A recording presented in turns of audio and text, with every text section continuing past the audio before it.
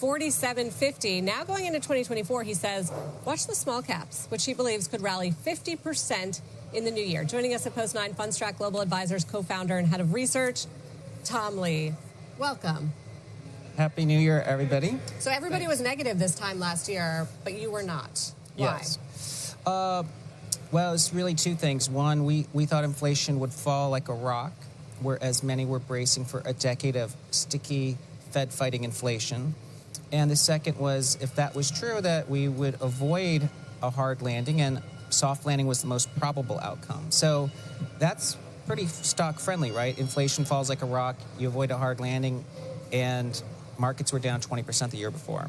So in 2024, will inflation keep falling like a rock, and will we still have a soft landing? Yeah, I think your food chart is spot on. I think consumers will realize that the rate of price increases is slowing. We saw it in the UMich surveys. That will give Fed a lot of leeway to cut rates next year to keep real rates constant. Housing and autos is really 70% of inflation. So both are going to normalize, and that means 2% is going to be very visible next year. And I think it's a huge relief for equity markets when that happens. Tom, Happy New Year.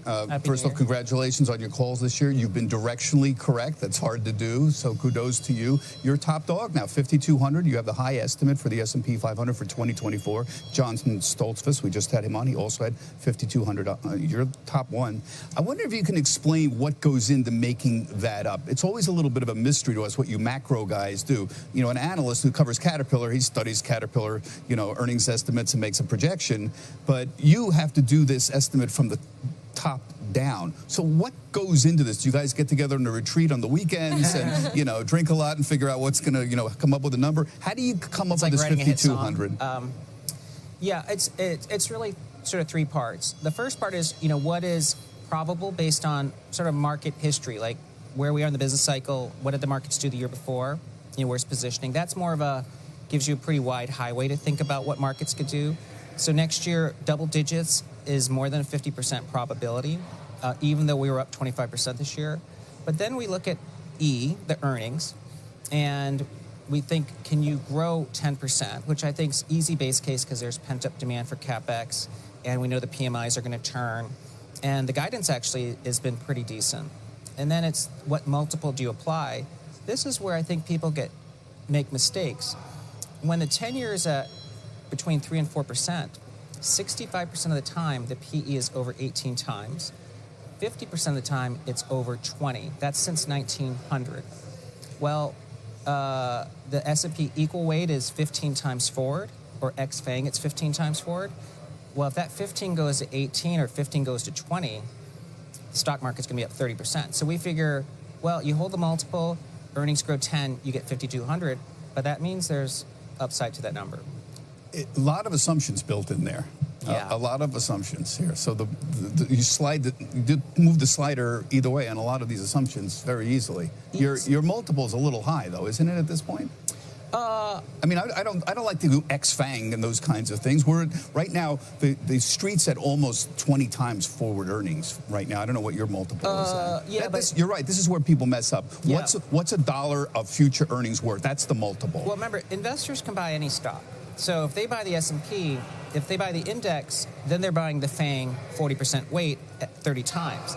But if someone's buying, like you said, JP Morgan at 11 times, or, they're buying 20 stocks in the S&P and they're paying 13 or 14 or 15 times, actually the 10-year tells you that could be 20 times. But we're not. We're buying the S&P. You have a 5,200. That's what I'm trying to, you want to X out. You seem to want to move out things and X things out. Well, actually, the best way to do that is should the FANG multiple come down next year, right? So you do a sum of the parts. And why should the FANG's multiple decrease when they're going to grow earnings 25%? I mean, in a way, you'd actually argue the market has more upside if FANG holds its multiple because of the earnings growth they're going to have. So I think people trick themselves into think the market's expensive, but it's the same as someone saying, because the S&P is expensive, Japan's expensive. It's not. You're buying equities, but you really want to think about each component you're paying for. I want to talk about your small cap call, because that's a big one. 50% next year. We've certainly, if that happens, have had a preview in the last few weeks about the comeback in small cap. Why do you think there's so much room left to run here? Well, I think people need to put a long-term lens on small caps. On a price-to-book basis for Russell, which is the highest correlation to forward returns, relative to S&P, it's at the 1999 lows. You've never seen them cheaper. 1999 was... That's always the case for small caps, is that they're cheap. It's the first time they've touched these levels in almost 40 years. So, but in 1999, that was the launch point for 12 years of gains. And if you look at the earners of the small caps, which is like the S&P 600, they're at 11 times forward earnings. So can the multiple expand in small caps if we have weaker dollar, PMIs turn up? Yeah, I'd say easily. Can the earnings go up a lot? Yes. And, you know, small caps this year proved it. You know, we turned bullish on small caps around November, and people thought maybe it's just to base it up it's up 25%. I think small caps could easily add 50 percentage points next year. But can small caps rally when large caps are not rallying, when tech is not rallying? There's a lot of precedent for that. Like 99 to 2003, you had a pretty vicious bear market. Those were some of the best absolute return years for small caps. Small caps, long term, tend to outperform big caps. Value tends to outperform growth. It just doesn't happen in our recent memory that much. Wouldn't that be something if that happened? Yes, and you know, many are skeptical small caps could work. Most think it's a tourist trade, like they want to maybe own it for a couple months. So the less likely outcome is they do well the entire year. Right. And I know you expect a little turbulence in February, right, March? Yeah, yes, I'd say if history was sort of your guide, January, February, S&P gets to 5,000. I mean, I think new highs is just a matter of days. But then late Feb, March, April is when you get the 5-10% drawdown. And then up from there. Yeah, and then up from, but that's the big growth scare, and so everyone will panic, and that's probably the time to be buying again. So. Well, no doubt we will be speaking to you many more times before then. Thank you very much, Thank Tom you. Lee. 시킹알파 프리미엄 멤버십 가입하셨나요? 시킹알파 프리미엄 멤버십이 제공하는 다양한 기능들을 소개해드리도록 하겠습니다. 가장 먼저 이미 투자하고 계신 종목을 팔로우하는 방법입니다. 여러분들의 관심 종목에 알람을 설정할 수 있습니다. 검색창을 통해 원하는 종목을 찾아 팔로우 버튼을 클릭하시면 해당 종목을 추가하실 수 있습니다. 종 모양의 아이콘이 보이시죠? 종목에 대한 평가가 바뀔 때마다 바로 업데이트를 받으실 수 있습니다. 퀀트 점수가 보유에서 매도로 바뀐다든지 월가의 점수가 보유에서 매수로 바뀔 때도 알람이 울리게 됩니다. 퀀트 분석에 대해 잠깐 설명드리자면 3가지 방식의 종목 투자 가치, 5가지의 평가 기준에 대한 점수가 나와 있고요. 해당 섹터에서 순위도 볼 수 있습니다. 가장 중요한 건 투자 가치 평가 카드입니다. 시킹알파 알고리즘에 의해 실시간으로 업데이트되고 있습니다. 수천 개의 미국 주식 종목들을 정량적으로 분석하고 같은 섹터에 있는 기업들과 비교 평가합니다. 퀀트 분석에 대해 조금 더 자세히 알아볼까요? 파란색 글씨에 퀀트를 클릭하시면 과거 퀀트 레이팅의 변화를 확인하실 수 있고요. 퀀트 평가의 기준이 되는 5가지 팩터 그레이드 점수를 볼 수 있습니다. 그 중에 하나를 클릭하시면 세분화된 평가 기준이 나와 있는데요. 각 항목별 점수도 확인하실 수 있습니다. 퀀트 분석을 통해 과거 월가의 전문가들만 볼 수 있었던 기업의 펀더멘탈을 쉽게 살펴볼 수 있게 된 것이죠. 다시 종목의 메인 페이지로 돌아와서 아랫부분으로 쭉 내려오시면 해당 종목에 대한 수많은 기사들을 만나보실 수 있습니다. 프리미엄 멤버들이 누릴 수 있는 또 하나의 커다란 혜택입니다. 시킹알파 프리미엄 멤버들은 미국 주식에 관련된 최고의 분석 기사들을 만나보실 수 있습니다. 구글 번역기를 활용하시면 누구나 쉽게 기사의 내용을 이해할 수 있습니다. 오른쪽 아래로 조금만 더 이동하시면 배당주들에 대한 투자 평가를 보실 수 있습니다. 배당 지급의 안정성, 일관성, 배당 성장성, 그리고 배당률에 대한 평가가 나와 있습니다. 배당금이 가까운 미래에 줄어들 가능성이 있는지 여기에서 파악해 보실 수 있겠죠. 시킹알파의 프리미엄 기능은 이것뿐만이 아닙니다. 메인 페이지 가장 아래쪽을 보시면 어닝콜 내용을 음성 파일이나 스크립트로 보실 수 있고요. 기업들의 프레젠테이션 혹은 SEC 파일을 다운로드 받을 수 있습니다. 기업들이 미디어에 제공한 프레스 릴리즈도 모두 나와 있습니다.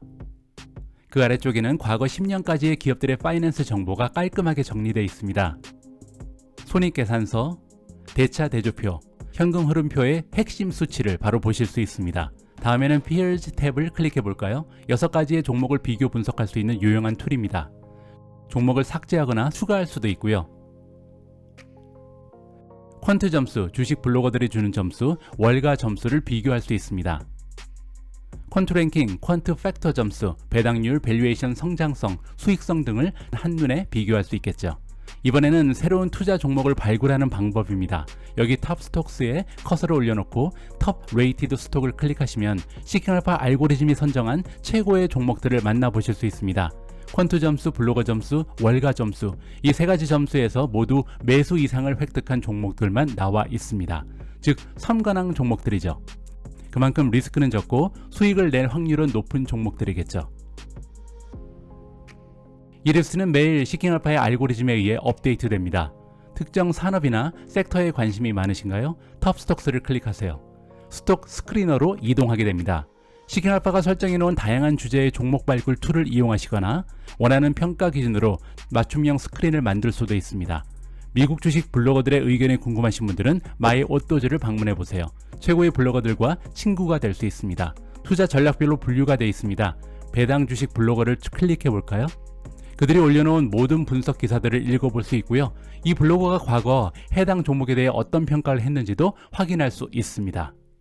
마음에 드는 주식 블로거를 찾으셨으면 팔로우 버튼을 눌러주세요.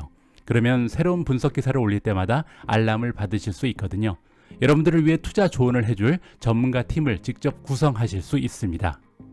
물론 구글 번역기의 도움이 필요하겠죠. 이 밖에도 시킹알파의 기능은 무궁무진합니다. 기관들의 투자 레포트, 최신 뉴스, 불과 베어의 의견 등 지금 바로 시킹알파 프리미엄 멤버십 가입하셔서 수많은 기능들을 직접 체험해보세요. 설명란의 링크를 통해 가입하시면 미지원 특가 할인을 받으실 수 있습니다.